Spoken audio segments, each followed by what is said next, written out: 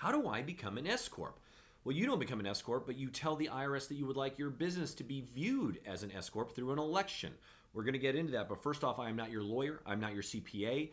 I'm not providing advice. I am just providing factual information. I'm just a guy that owns a business formation service, providing free information on this video platform that you're here with me on. Okay.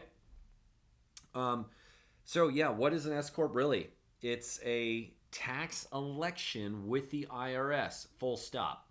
It is not a corporation. It is not an LLC. It is not an entity type. I realize that's confusing because a corporation is an entity type. Why wouldn't a S Corp or an S Corporation be an entity type? It's not how it works, and this is why. Corporations have been around since the beginning of the United States. They predate the United States as an entity type. The United States, when the United States became, a country, all the states supported corporations because corporations have been around for centuries. In 1977, a lot of people were complaining that corporations were just too heavy-handed. You had to be a sole proprietor and have no protection, or you had to have a corporation and you had to have a CEO and you had to have bylaws and you had to have quarterly meetings or annual meetings, and you had to have all these rules. Plus, corporations have so many documents. When you set up a corporation, you set up the bylaws, which explain how to create shares, which are the ownership. So when you create the corporation, you don't even have shares in the company yet. You don't define that in the document. The document says how to create shares. So then you have to create another document that creates the shares and points to the original document. And then another document that says that this person gets these shares. So corporations just became really, really heavy-handed. It's like a sledgehammer for a simple nail. Really, really heavy-handed for someone who's just a carpenter, a painter, a jeweler. It just didn't make a lot of sense. So they were looking for something that was more easy for the small business person, kind of all of these corporate documents into one. And that was the operating agreement. And that's so when you create your LLC, you immediately say that you are 100% owner, or that I'm 50% owner and you're 50% owner. You automatically have all these rules in one nice document together instead of 15 different documents that all point to each other and reference each other. It just was too much. It was unnecessary. So LLCs became a thing, but every state had to support LLCs individually. So in 1977, Wyoming was the pioneer of LLCs, and Wyoming was the very first state to support LLCs. An LLC stands for Limited Liability Company. And it wasn't until 1996, so 19 years it took for all 50 states to support an LLC. The LLC filing is called by many names. It's called a Articles of Organization. It's called a Certificate of Formation.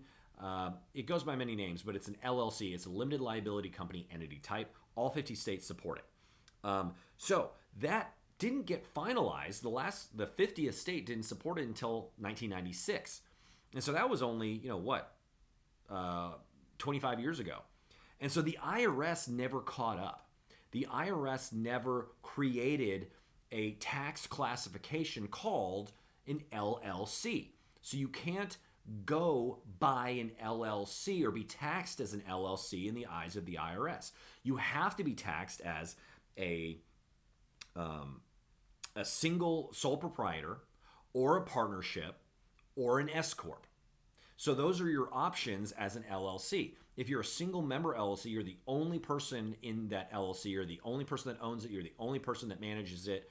You basically file with the IRS, the LLC files with the IRS as a sole proprietor.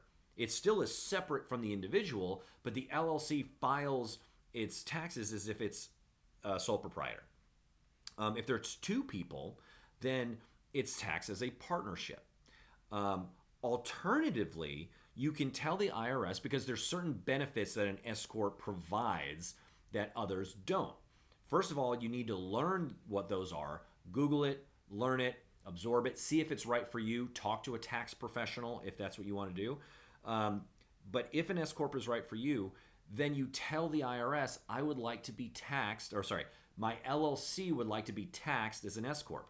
You can do that within, I think, the first 30 or 60 days of actually forming your LLC. So if you form on January 1st, by the first 30 or 60 days, you can then send that fax to the IRS and say, yeah, a fax, right?